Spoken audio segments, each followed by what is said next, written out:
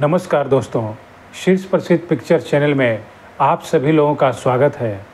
दोस्तों, बॉलीवुड में गोविंदा और डेविड धवन की जोड़ी काफ़ी मशहूर रही है।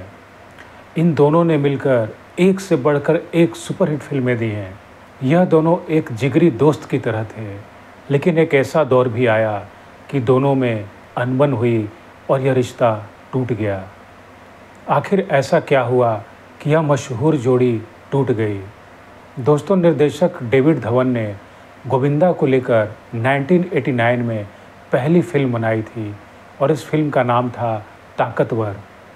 और इस फिल्म में गोविंदा के साथ संजय दत्त भी प्रमुख भूमिका में थे और यह फिल्म हिट रही थी। और इस फिल्म के बाद से डेविड धवन और गोविंदा में गहरी दोस्ती हो गई और फिर यह दोनों मिलकर फिल्में बनाने लगे। इन दोनों की हिट जोड़ी ने कई सारी सुपरहिट फिल्में दी हैं। उनमें से कुछ फिल्मों की अगर बात करें तो उनमें आँखें, साजन चले ससुराल, राजा बाबू, कूली नंबर 1, बड़े मियाँ छोटे मियाँ, शोला और शबनम और भी कई सारी सुपरहिट फिल्में शामिल हैं। दोस्तों, निर्देशक डेविड धवन ने अपने कैरियर में करीब उन्होंने 42 फिल्में बनाई हैं और उन 42 फिल्मों में से करीब 18 फिल्में उन्होंने गोविंदा के साथ बनाई है और गोविंदा के साथ उनकी लगभग सभी फिल्में हिट रही हैं। दोस्तों, 90 के दौर में निर्देशक डेविड धवन, गोविंदा और कादर खान, इन तीनों की तिकड़ी होती थी और इनकी जो भी फिल्में आती थीं सारी फिल्में हिट होती थीं।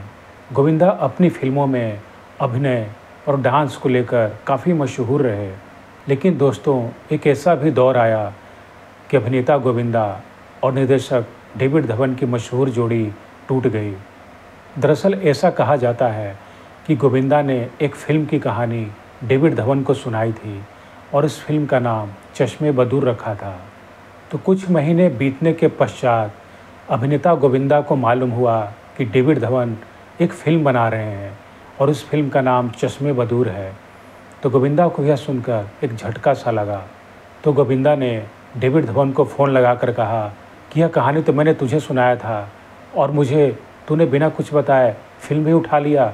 आखिर तुमने बिना मुझे बताए यह फिल्म शुरू कैसे कर दी, और यह फिल्म तो मैं करने वाला था। दरअसल इस फिल्म की शूटिंग से पहले गोविंदा और डेविड धवन में एक बात को लेकर बहस हो गई और उस बहस से इन दोनों में अनबन हो गई।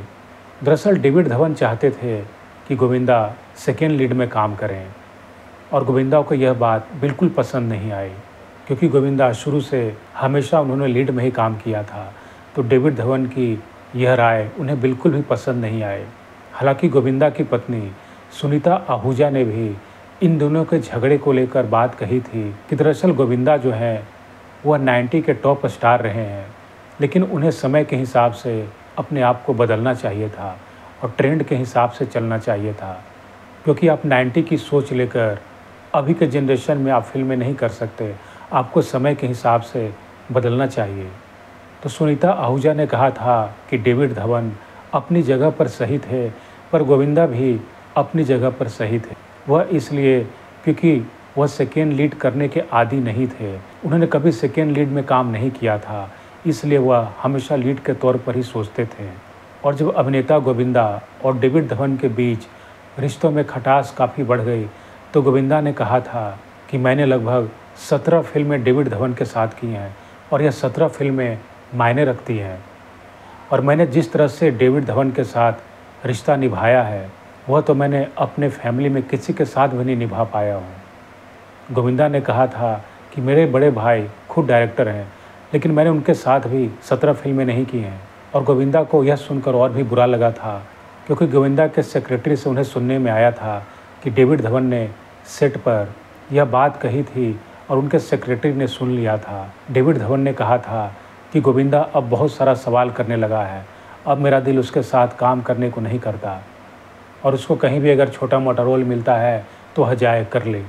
तो यह बात गोविंदा को दिल पर लग गई थी और गोविंदा ने कई महीने तक डेविड धवन से बात नहीं किया था।